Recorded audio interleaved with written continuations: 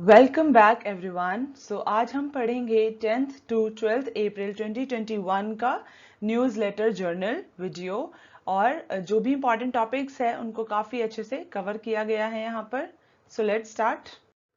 People are free to choose religion says supreme court. So एक petition file की गई थी सुप्रीम कोर्ट में जिसमें एक आदमी ने ये मांग की थी कि जो भी फोर्सफुल कन्वर्जन होते हैं रिलीजन में, कोई भी अगर किसी का रिलीजन बदलने में लालच देता है या फिर उसे ब्लैकमेल करता है, ब्लैक मैजिक करता है, तो ये सब कन्वर्जन्स को गलत बोलना चाहिए।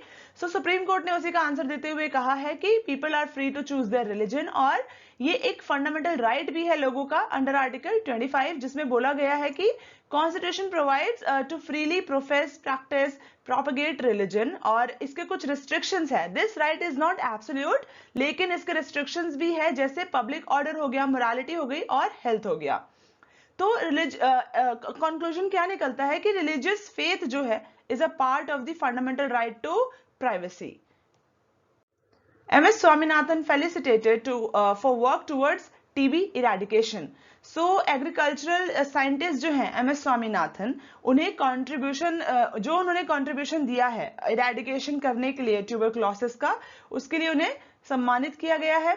सो रीच जो है एक Chennai based non profit organisation है जो टीबी को खत्म करने के लिए काम करती है और 20 सालों से ये करते आ रही है।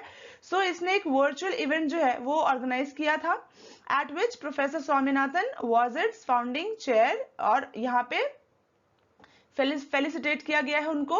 सिंस द ऑर्गेनाइजेशन इंसेप्शन, ये 1998 में ऑर्गेनाइजेशन का इंसेप्शन हुआ था, एंड इसका जो अप्रोच है वो काफी होलिस्टिक है।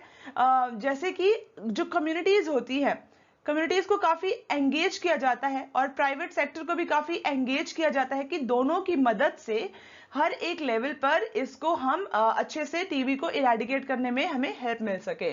सो यहाँ पे 3 स्टेप्स जो है इस इशू को टैकल करने के लिए लिए गए हैं, जो स्वामीनाथन जी ने बताया है कि identify the problem.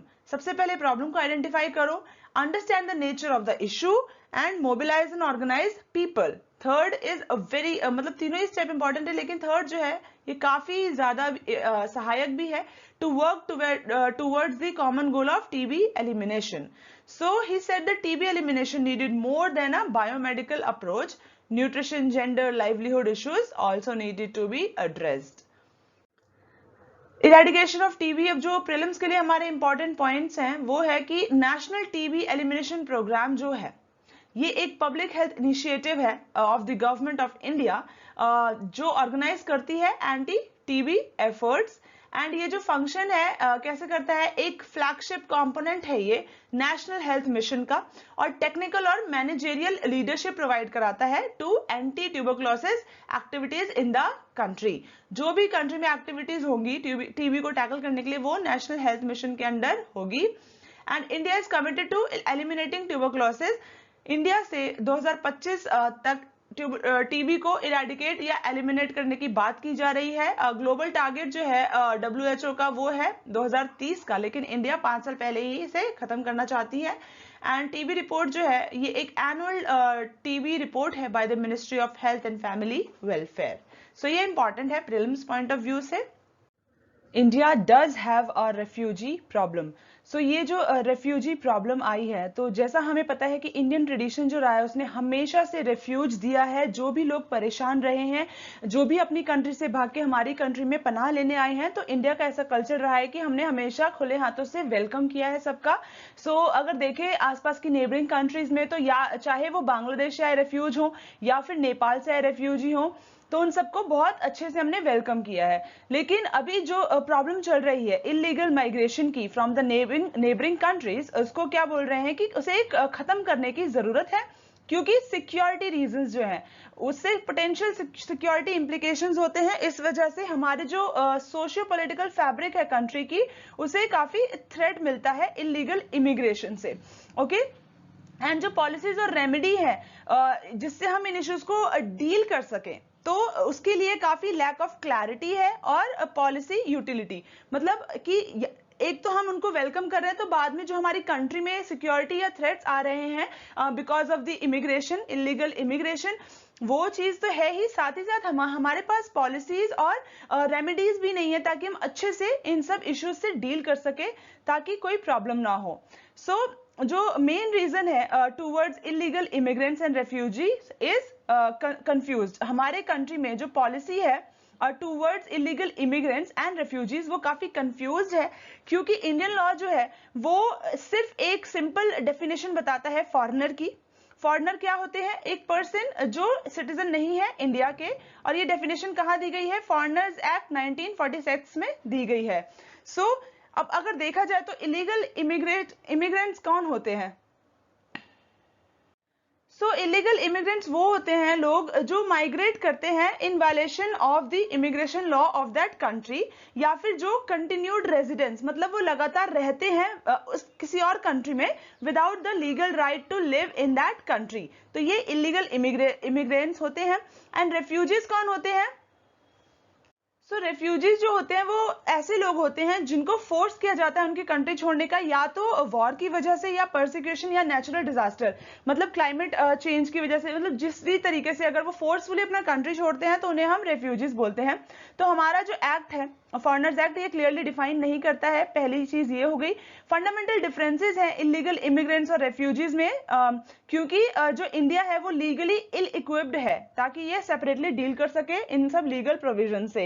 And India जो है, थर्ड पॉइंट ये है कि 1951 का जो रेफ्यूजी कन्वेंशन है और 1967 का जो प्रोटोकॉल है, इसमें जो भी की लीगल डॉक्यूमेंट्स है रेफ्यूजी प्रोटेक्शन के लिए, तो इंडिया इसका सिग्नेटरी भी नहीं है।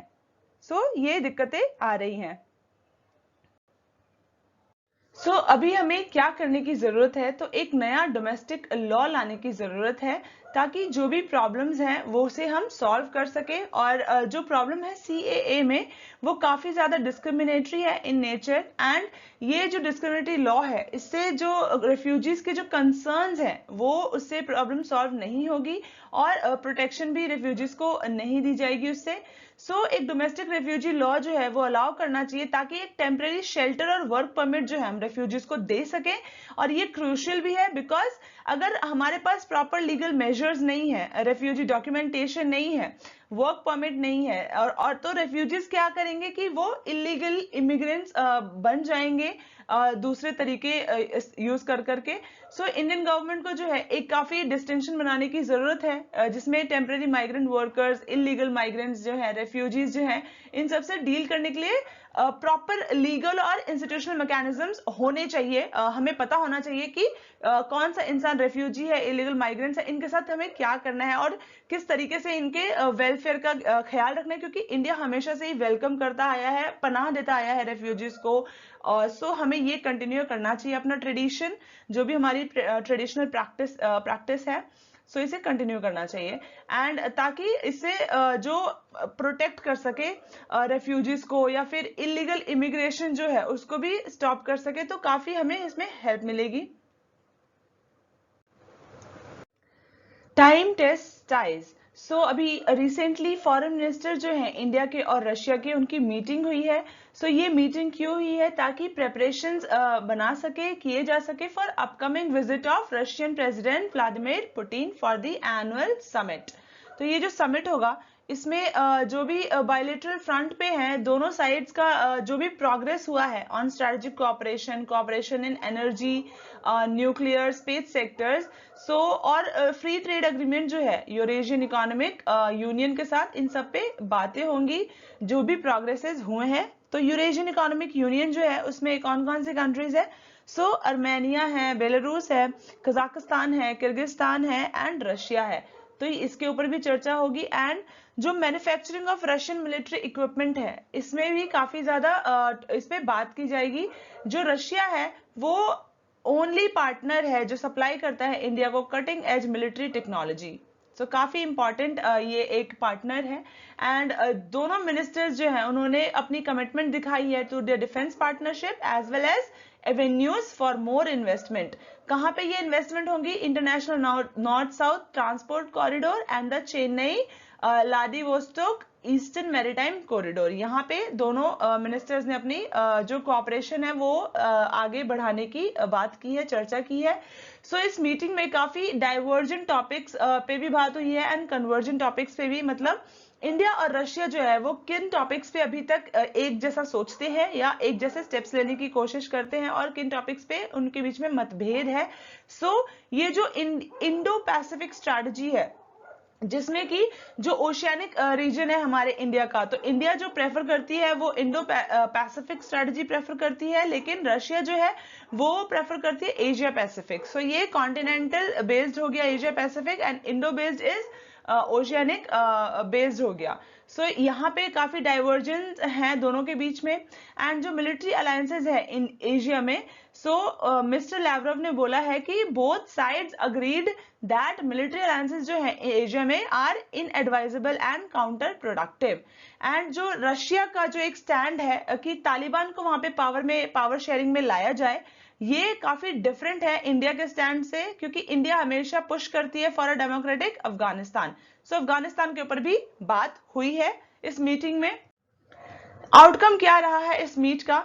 तो जो न्यू दिल्ली और मॉस्को है वो सेम पेज पे अभी नहीं है, जैसा कि हमेशा से वो रहे हैं। काफी पुराने टाइज है रशिया के साथ इंडिया के और काफी अच्छी दोस्ती रही है, लेकिन अभी ऐसा कुछ देखने को नहीं मिल रहा है। And unlike in 2012, Mr. Lavrov this time said that Russia was ready to strengthen Pakistan's counter-terrorism efforts, जहां पे उनको सप्लाई होंगे relative equipment which will raise eyebrows in Delhi. Obviously अब पाकिस्तान के साथ अगर स्ट्रॉन्ग टाइज होंगे रशिया के, तो हमारे लिए अच्छी न्यूज नहीं है। अगर रशिया के टाइज चाइना के साथ अच्छे से होते हैं तो ये भी हमारे लिए अच्छी न्यूज नहीं है। लेकिन ये सब चल रहा है एंड वे फॉरवर्ड देखा जाए तो इंडिया एंड रशिया जो है उन्होंने काफी जो डाइवर्जेंसेस हैं उनके बीच में deep traditional time tested relation है, they have shared for decades, can not be taken for granted. क्योंकि अभी जो भी इश्यूज चल रहे हैं तो हर एक कंट्री जो है, रशिया भी अपना फायदा देखेगी, इंडिया भी अपना फायदा देखेगी।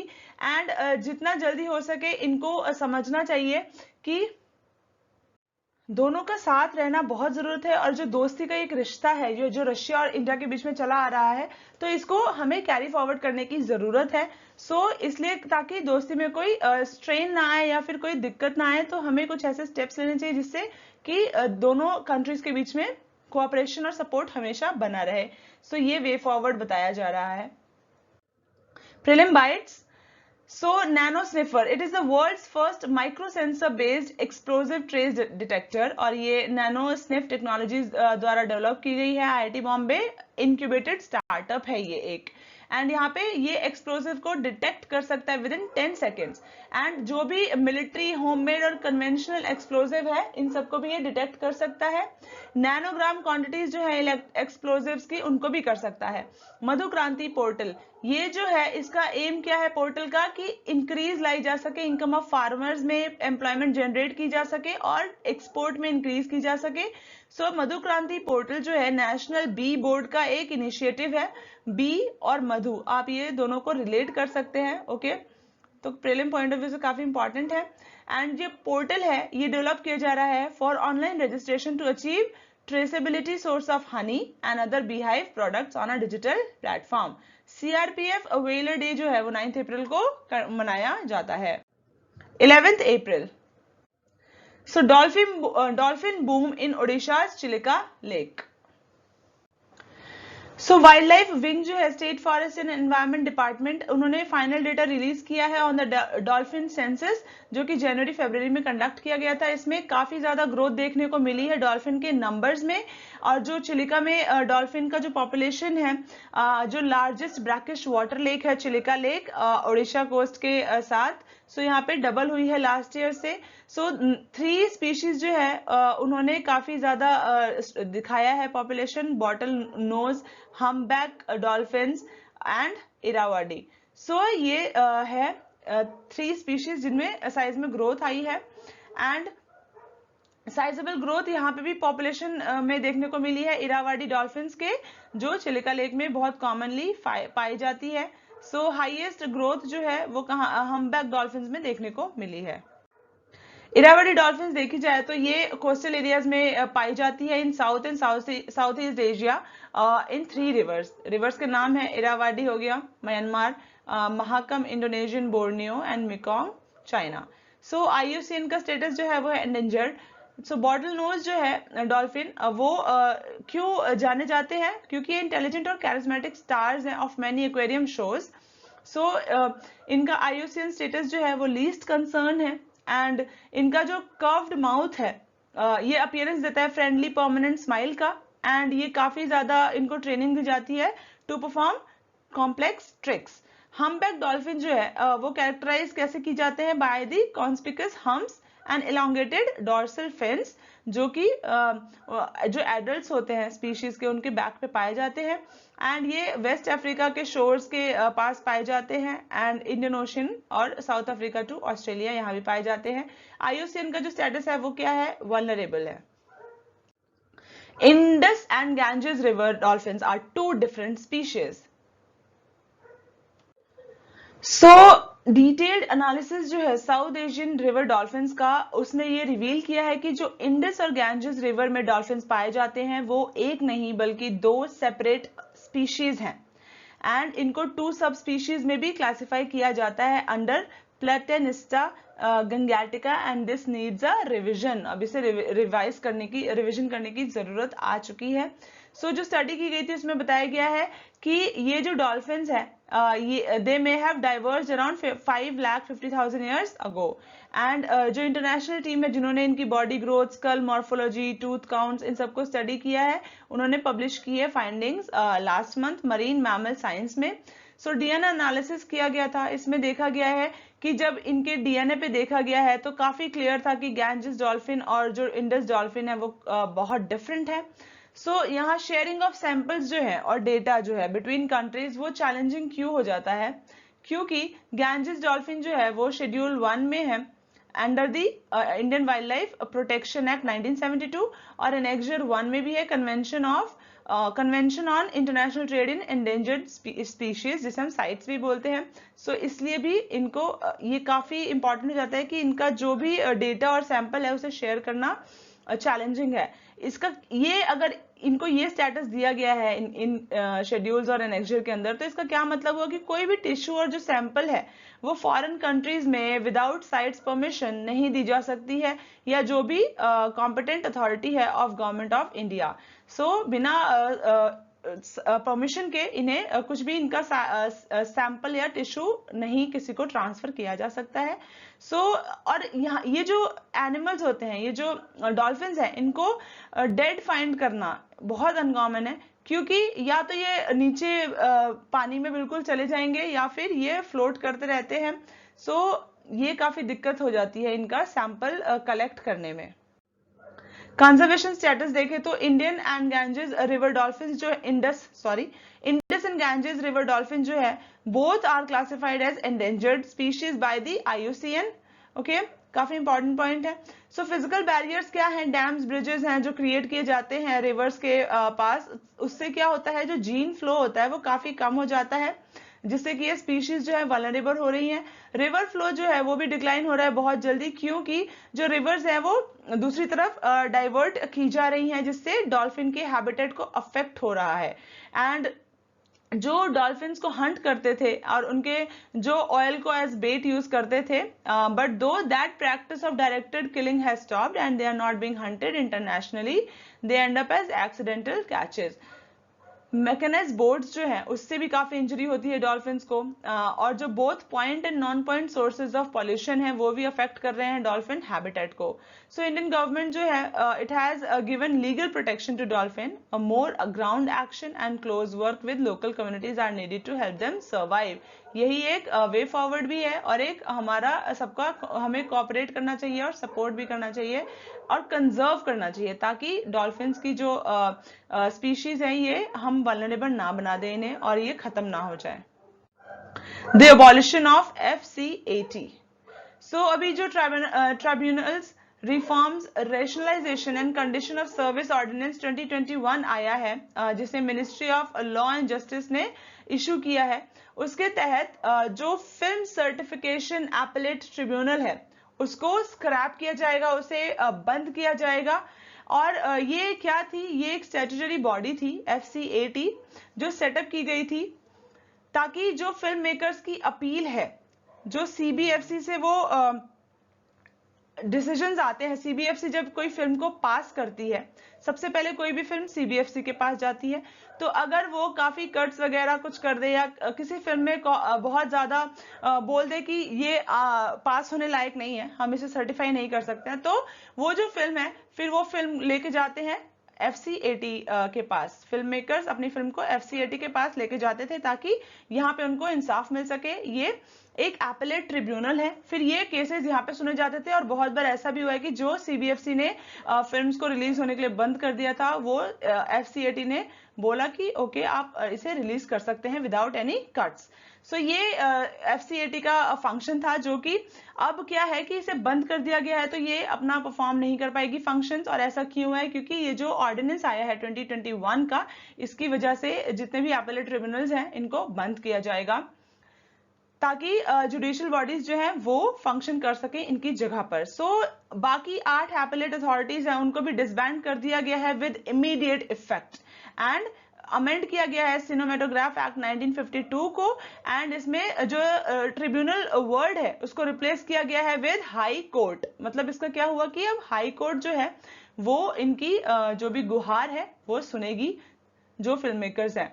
सो FCAT जो है सिनेमेटोग्राफ एक्ट जो था 1983 इसके तहत एस्टैब्लिश किया गया था, एंड इसका फंक्शन था अपील हेयर करना फिल्म मेकर्स की against decision of the CBFC। So importance देखी जाए तो फिल्म्स जो है जो डिस्ट्रीब्यूशन होती है थिएटर्स में, उनको सर्टिफिकेशन मिलता है CBFC द्वारा UAAS, एंड इसलिए ये एग्जामिनिंग कमेटी और रिवाइजिंग कमेटी भी थी।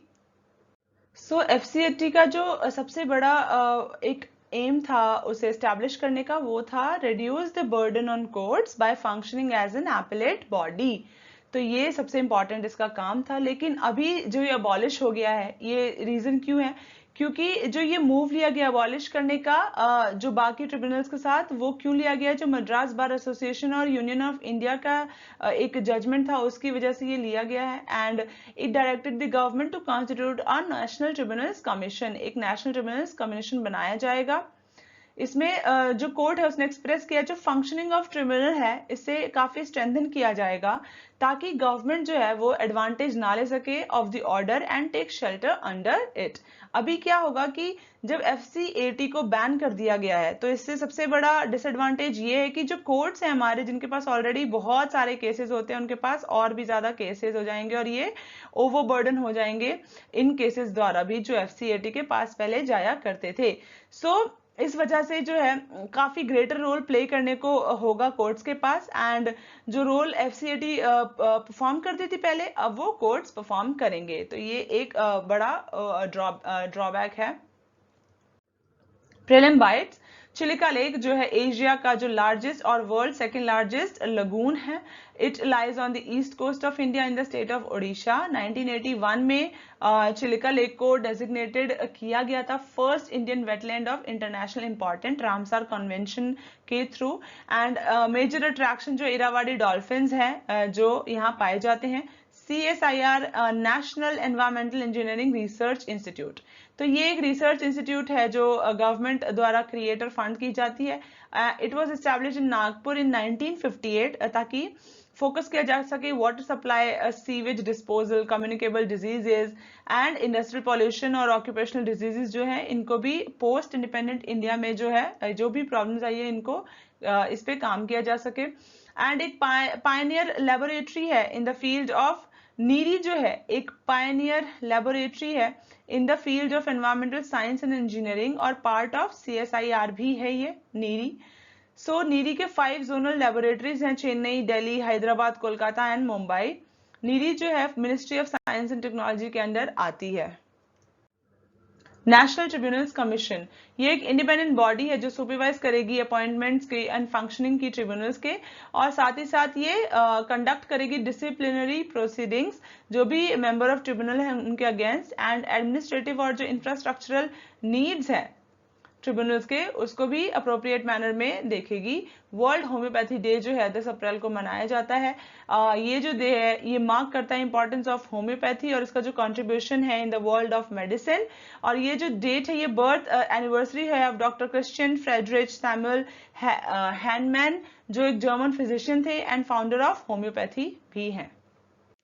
12 अप्रैल, ये सारे इंपॉर्टेंट टॉपिक्स हैं। So let's start. Visually challenged struggle with e text book. So visually challenge जो पीपल है उनको काफी स्ट्रगल हो रही है ई टेक्स्ट बुक पढ़ने में और उनको समझने में।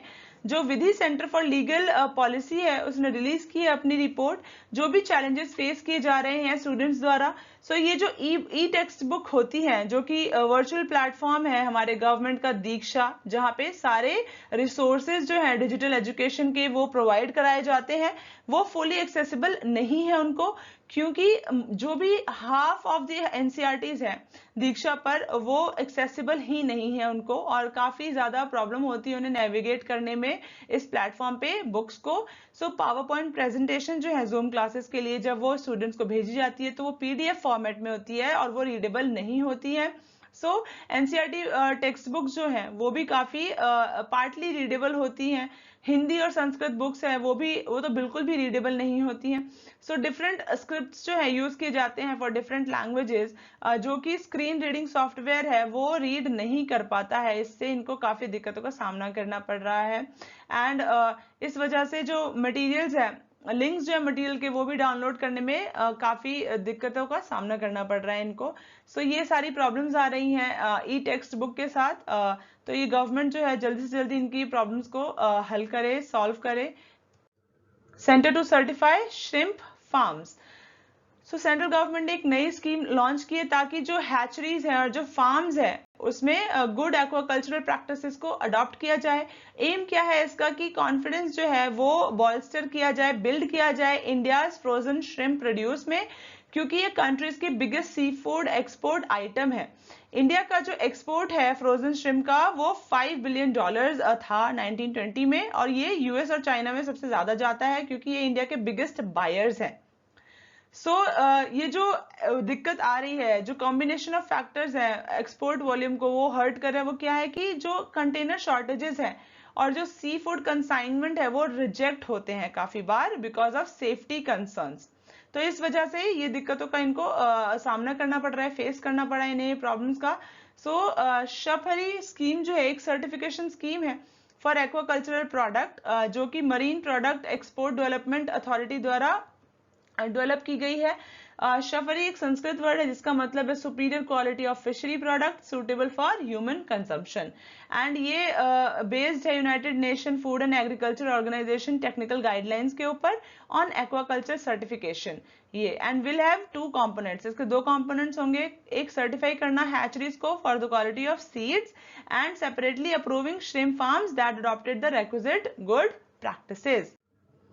फ्रोजन श्रिम्प जो है ये इंडिया का लार्जेस्ट एक्सपोर्टेड सी फूड आइटम है, एंड आंध्र प्रदेश, वेस्ट बंगाल, उड़ीसा, गुजरात, तमिलनाडु ये काफी ज्यादा प्रोड्यूस करते हैं और 95% जो है एक्सपोर्ट होता है यहाँ से। एंड सिग्निफिकेंस क्या है सर्टिफिकेशन स्कीम का, तो ये इजीली आइडेंटिफाई करेंगे गुड क्वालिटी सीड प्रोड्यूसर्स को, एंड काफी मल्टीपल ऑडिट्स होने के बाद जब इनको सर्टिफिकेट ग्रांट किया जाएगा 2 साल के लिए, तो इनको काफी ज्यादा राहत मिलेगी। National residue control programme, so ये एक स्टैट्यूटरी रिक्वायरमेंट है for export to EU countries, और इसके तहत जो डेफिनेट सैम्पलिंग शेड्यूल है और जो सैम्पलिंग स्ट्रेटजीज हैं वो हर साल बनाई जाती है ताकि मॉनिटर किया जा सके जो भी anti bacterial veterinary medicinal products हैं और एनवायरमेंटल कंटामिनेंट्स हैं उनको, और ताकि ख्याल रखा जाए कि जो भी प्रॉब्लम्स हैं तो ये एक्सपोर्ट आइटम्स में कोई भी दिक्कत ना हो और वहां पर रिजेक्शन इनको फेस करने की जरूरत ना पड़े। Centre bans export of remdesivir. The center has prohibited the export of remdesivir injection and remdesivir active pharmaceutical ingredient. इनका एक्सपोर्ट करना बैन कर दिया गया है क्योंकि हमारी कंट्री में खुद ही एकदम से ज्यादा केसेस आ गए हैं कोरोना के, और इसमें ड्रग्स का हमारा काफी किल्लत हो रही है। सो एक जो ये केसेस की बढ़ोतरी हुई है इससे इंक्रीज हो गई है डिमांड में of the injection remdesivir in the coming days. So easy access हो इंजेक्शन का सबको, और डोमेस्टिक मैन्युफैक्चरर्स जो हैं उनको एडवाइस किया गया है कि वो सारे डिटेल्स जो हैं स्टॉकिस्ट के और डिस्ट्रीब्यूटर्स के वो अपने वेबसाइट पे प्रोवाइड कराएं, ताकि हमें आइडिया रहे कि हमारे पास कितने वैक्सीन हैं, नहीं है, कहाँ पर है अवेलेबल, कहाँ पर नहीं है, और सबको प्रोवाइड कराई जा सके। सो ये जो रेमडेसिविर है ये इबोला और रिलेटेड वायरस को ट्रीट करने के लिए डेवलप की गई थी, एंड वर्ल्ड हेल्थ ऑर्गेनाइजेशन द्वारा ये जो ड्रग है बोला गया है कि कोविड-19 रेप्लिकेशन जो है इसको भी ये प्रिवेंट करता है, एंड ये काफी पोटेंशियल है इसमें, और हाई डोजेस जो है इसको यूज किया जा सकता है विदाउट कॉजिंग टॉक्सिसिटीज, और यहाँ पे इसको इंजेक्ट भी किया जा सकता है into a when. It is administered via injection into a when. Why the personal data protection bill matters? So personal data protection bill जो है उसे बनाने की कोशिश की जा रही है, ताकि यहाँ पे जो डेटा ब्रीचेस होते हैं या जो डेटा सिक्योरिटी, डेटा प्राइवेसी में जो दिक्कतें हैं, जो भी लूप होल्स हैं, उनको अच्छे से ध्यान दिया जा सके उन पे। सो पेंडेमिक जो है उसमें काफी ज्यादा डिजिटल इकोनॉमी का उपयोग किया गया है। जैसा हम सबको पता है, हम लोग कितना डिजिटलाइज हो गए हैं, जितना हम डिजिटल पहले नहीं थे अभी ज्यादा हो गए हैं। सो डिजिटल चैनल्स जो है वो काफी ज्यादा लोगों ने यूज करना शुरू कर दिया है, उस पे आ चुके हैं, क्योंकि काफी जो मूवमेंट है वो हम नहीं कर सकते हैं। तो ग्रोसरीज लेना हो या फिर कोई हेल्थ सर्विसेज का बेनिफिट लेना हो तो हम वहां पे अपनी पर्सनल इंफॉर्मेशन डालते हैं। हमारा जो भी इंफॉर्मेशन है वो एक प्लेटफॉर्म पे प्रोवाइडेड है, और वो जो डेटा है हमारा, इसलिए एक थ्रेट है हमारे डेटा को। तो यहाँ पे एक बिल की बहुत जरूरत है। So number of personal data breaches जो हुए हैं मेजर डिजिटल सर्विस प्रोवाइडर्स पे, वो काफी ज्यादा बढ़ रहे हैं। जैसा कि हम सब अगर न्यूज में देखें तो ये सारे कभी कभी केसेस आते हैं, जैसे फेसबुक का भी केस आया था। तो उसके बाद अभी जो रिसेंट डेटा ब्रीच हुआ है मोबीक्विक द्वारा, वो भी अगर देखा जाए तो सेम डेटा ब्रीच का एग्जाम्पल है। तो ये जो कंपनीज होती हैं ये हमारे डेटा को यूज करके इधर ट्रांसफर करती हैं, और उससे काफी ज्यादा एक सिक्योरिटी थ्रेट रहता है लोगों को। लेकिन जो पर्सनल डेटा प्रोटेक्शन बिल है 2019 का, ये अब एक स्क्रूटनी में आ गया है by a joint parliamentary committee, और इससे क्या होगा कि काफी एक इंपॉर्टेंट रोल प्ले करेगा ये, ताकि एक रोबस्ट प्रोटेक्शन जो है to users and their personal data, इसके लिए रोबस्ट प्रोटेक्शन प्रोवाइड कराया जा सके, एक स्ट्रिंजेंट जो है रूल्स वो बनाए जा सके। अब हमें हिस्ट्री देखें तो हमारी कंट्री में जो है इंफॉर्मेशन टेक्नोलॉजी एक्ट जो है 2000 का, उसे हम फॉलो करते हैं, जिसमें जो डिफरेंट एंटिटीज हैं वो अगर हमारा डेटा कलेक्ट करती हैं, यूजर्स का जो पर्सनल डेटा कलेक्ट करती हैं, तो उसमें क्या होता है कि ये जो भी अगर गवर्नमेंट एजेंसीज है, तो आईटी एक्ट जो है गवर्नमेंट एजेंसीज पे अप्लाई नहीं करता है, ओनली प्राइवेट कंपनीज या प्राइवेट ऑर्गेनाइजेशंस पे अप्लाई करता है। तो डेटा ब्रीच अगर गवर्नमेंट एजेंसीज करती है तो उनके खिलाफ कोई एक्शन नहीं लिया जाएगा, क्योंकि वो इसमें कवर नहीं होते हैं आईटी एक्ट 2000 में। लेकिन हाँ, जो भी कंपनीज है और बाकी जो प्राइवेट ऑर्गेनाइजेशंस है, अगर वो डेटा ब्रीच करते तो उनको इसमें कवर किया जाएगा। सो ये जो डेटा प्रोटेक्शन रिजीम है falls short of providing effective protection. यहाँ पे इफेक्टिव प्रोटेक्शन नहीं मिल पा रहा है यूजर को और उनके पर्सनल डेटा को। सो ये जो justice KS. Puttaswamy versus union of India का लैंडमार्क जजमेंट आया था, जिसमें राइट टू प्राइवेसी को फंडामेंटल राइट बताया गया है, इसके तहत एक जो कोर्ट है बोला है उसने कि एक डेटा प्रोटेक्शन लॉ लाया जाए, ताकि इफेक्टिवली जो प्राइवेसी है, यूजर्स की प्राइवेसी है, उसका ख्याल रखा जा सके, उसे प्रोटेक्ट किया जा सके over their personalised data. So ministry of electronics and information technology है, उन्होंने एक कमिटी ऑफ एक्सपर्ट्स बिठाई है under the chairmanship of justice B N. Krishna to suggest a draft data protection law. अब ये जो बिल है ये कैसे प्रोटेक्ट करेगा यूजर के इंटरेस्ट को इन द डिजिटल इकोनॉमी? तो जो हमारा आईटी एक्ट था 2000 का, तो उसमें क्या था कि जो डेटा प्रोटेक्शन रिजीम था वो अप्लाई करता था ओनली प्राइवेट एंटिटीज को। लेकिन अब ये जो नया बिल है इसमें ये गवर्नमेंट एंटिटीज को भी कवर करेगा, अप्लाई करेगा, और यहाँ पे डेटा सिक्योरिटी और डेटा प्राइवेसी दोनों को एम्फेसाइज किया जाएगा, ना कि केवल डेटा प्राइवेसी को या डेटा सिक्योरिटी को, दोनों ही चीजों का ख्याल रखा जाएगा। यहाँ पे यूजर्स को एक राइट्स दिए जाएंगे ओवर देयर पर्सनल डेटा और means to exercise those right भी उनको प्रोवाइड कराए जाएंगे। इंडिपेंडेंट एंड पावरफुल रेगुलेटर जो है, जिसको हम डेटा प्रोटेक्शन अथॉरिटी बोलते हैं, उसे क्रिएट की जाएगी और ये क्या करेगा, मॉनिटर और रेगुलेट करेगा डेटा प्रोसेसिंग एक्टिविटीज को और इंश्योर करेगा कि कंप्लायंस हो रही है with the regime. So, being a massive and meaningful change to personal data protection in India through this regime, bring, तो यहाँ पे काफी मैसिव और मीनिंगफुल चेंज आएगा इस पर्सनल डेटा प्रोटेक्शन द्वारा। ड्रॉबैक क्या है, अब इसके लूप होल्स भी हैं कुछ, कि जो सेंट्रल गवर्नमेंट है वो एग्जेम्प्ट कर सकती है किसी भी गवर्नमेंट एजेंसी को from complying with the bill, और ये अंडर क्लॉज 35 है कि सेंट्रल गवर्नमेंट किसी भी गवर्नमेंट एजेंसी को एग्जेम्प्ट कर सकती है कि वो इस बिल के अंडर कवर्ड ना हो। ये एक बहुत बड़ा ड्रॉबैक है। एंड जो बिल है वो लीगल कॉन्सिक्वेंसेज भी है उसके अंदर दिए गए यूजर्स के खिलाफ। अगर यूजर कोई भी विड्रॉ कर रहा है अपना consent for a data processing activity, मतलब अगर वो डेटा प्रोसेसिंग एक्टिविटी के लिए अपना कंसेंट विड्रॉ कर रहा है तो उसके लिए एक लीगल कॉन्सिक्वेंसेज भी रेडी है कि लीगल कॉन्सिक्वेंसेज लेने होंगे उनके अगेंस्ट। ये भी होगा। वे फॉरवर्ड है कि अभी जो ये स्क्रूटनी की जा रही है बाय जॉइंट पार्लियामेंट्री कमेटी इस बिल की, तो इसमें काफी एक जो प्रोटेक्शंस होंगे, उसको जो अमेंडमेंट्स है इस बिल में वो देखे जाएंगे कि कितने अमेंडमेंट्स हैं और क्या सही है क्या गलत। तो यहाँ पे काफी अच्छे एक्शंस लेने की देख रहे हैं, कोशिश की जा रही है। रोबस्ट प्रोटेक्शन जो है वो लिए जाएंगे and taking this time to make some changes in the bill. So यहाँ पे काफी कंसर्न्स जो है उनको एड्रेस करने का देखा जा रहा है कि एड्रेस किया जाएगा एंड स्ट्रॉन्ग और इफेक्टिव डेटा प्रोटेक्शन रिजीम जो है वो बनाया जाएगा। यही एक मकसद है इस बिल का। सो यूजर्स की डेटा प्राइवेसी और जो डेटा सिक्योरिटी है उसको बचाया जा सके। A case for cash transfers. So NYAY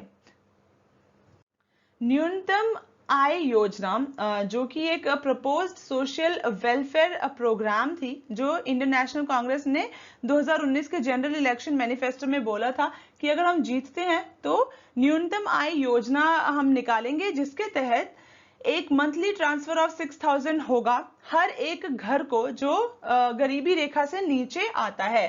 तो ये काफी अच्छी स्कीम थी। सो अभी जो इलेक्शन मैनिफेस्टो है केरला कांग्रेस का, उन्होंने ये रिवाइवल ऑफ NYAY की बात की है। सो ये जो कैश ट्रांसफर है इससे क्या होगा, शॉर्ट टर्म इफेक्ट्स देखें तो बेटर न्यूट्रिशन होगा, लेस फूड सिक्योरिटी होगी, हायर कंजम्पशन होगा। एक मॉडेस्ट अगर हम इंपॉर्टेंस देखें कैश ट्रांसफर्स की, तो यहाँ पे ट्रांसफॉर्म करता है वो लोगों के फ्यूचर को, अनलॉक करेगा टाइम्ड एंटरप्रेन्योरशिप को, उनके हाथ में कुछ पैसे आएंगे तो वो कुछ टाइम के लिए पॉवर्टी रेखा, गरीबी रेखा से बाहर आ सकते हैं, क्योंकि उनके हाथ में पैसे है तो वो खाना भी सही से खाएंगे, अपने न्यूट्रिशन का ख्याल रख सकते हैं। उनके पास एक जरिया रहेगा जिससे वो अपनी सेहत का, अपनी हेल्थ का, अपने आसपास के लोगों का ख्याल रख सकते हैं। और ये काफी एक पावरफुल इंस्ट्रूमेंट की तरह हेल्प करेगा सस्टेनेबल पॉवर्टी रिडक्शन में। एंड अगर हम पेंडेमिक का केस देखें तो माइग्रेंट वर्कर्स थे जो पेंडेमिक की वजह से, जिनके पास काफी उनकी जिंदगी ही जैसे खत्म हो गई थी कि उनके पास कोई पैसा नहीं था, खाने के लिए पैसा नहीं था, और उनके पास इनफैक्ट अपने घर वापस जाने के लिए भी पैसा नहीं था। तो वो अपने रोड से ट्रैवल होते हुए घर जा रहे थे, पैदल चल चल के वो लोग अपने घर जा रहे थे। तो ये सारी चीजें हमने देखी हैं एंड इसकी वजह से हमें काफी ज्यादा जरूरत है ऐसी स्कीम्स की, ताकि इससे हेल्प मिल सके इनको रिकवर होने में जो भी पेंडेमिक की वजह से लॉसेस हुए हैं। सो ये जो स्कीम है ये काफी हेल्प करेगी लोगों को, ना ही उनकी इमीडिएट नीड्स को मीट करने में, लेकिन जो उनके पास पैसे आएंगे उससे उनको काफी राहत मिलेगी अपना एक सिक्योरिटी रखने के लिए और खुद को एक आत्मनिर्भर बनाने के लिए। इससे उनको ये हेल्प मिलेगी। Prelims bytes. Pangong so lake. So ये एक landlocked long narrow deep lake है जो कि लद्दाख में है। ओके एंड ये इसका जो पानी है वो सलाइन है और फिर भी ये विंटर में काफी फ्रीज हो जाती है पूरी तरह से, और इसकी वजह से इस पे आइस स्केटिंग और पोलो आराम से की जा सकती है। एंड ये इंडस रिवर बेसिन एरिया का पार्ट नहीं है। महात्मा ज्योतिबा फुले, ये 1827 में इनका जन्म हुआ था सतारा डिस्ट्रिक्ट ऑफ महाराष्ट्र में। एंड इनको महात्मा का टाइटल दिया था विठल राव कृष्ण जी वांडेकर जी ने, जो कि एक सोशल एक्टिविस्ट थे। और महात्मा ज्योतिबा फुले के काम देखे तो उन्होंने किया था अनटचेबिलिटी को इरेडिकेट करने में उनका काफी योगदान रहा है, कास्ट सिस्टम को हटाने में, emancipation and empowerment of women के लिए इन्होंने पहला इंडिजीनियसली रन स्कूल बनाया था गर्ल्स के लिए इंडिया में 1848 में पुणे में। तो reform of Hindu family life देखें तो इसमें भी इनका काफी योगदान रहा है, काफी इंपॉर्टेंट इन्होंने काम किए हैं। एंड सत्यशोधक समाज की स्थापना भी इन्होंने की थी 1873 में, और इन्होंने काफी इंपॉर्टेंट वर्क जो है वो भी किए हुए हैं, जिसमें तृतीया रत्ना गुलमागिरी जैसे कुछ नाम आते हैं। तो ये हमारे प्रीलिम्स पॉइंट ऑफ व्यू से काफी इंपॉर्टेंट हो जाता है, क्योंकि हम ऐसे क्वेश्चंस हमेशा देखते हैं। ज्योग्राफी में देखें तो लेक्स रिवर्स के बारे में आता है, और हिस्ट्री में देखो तो काफी इंपॉर्टेंट पर्सनालिटीज लाइक देम आते रहते हैं। सो अच्छे से पढ़ें and keep learning, keep studying. All the best for your exams and keep preparing.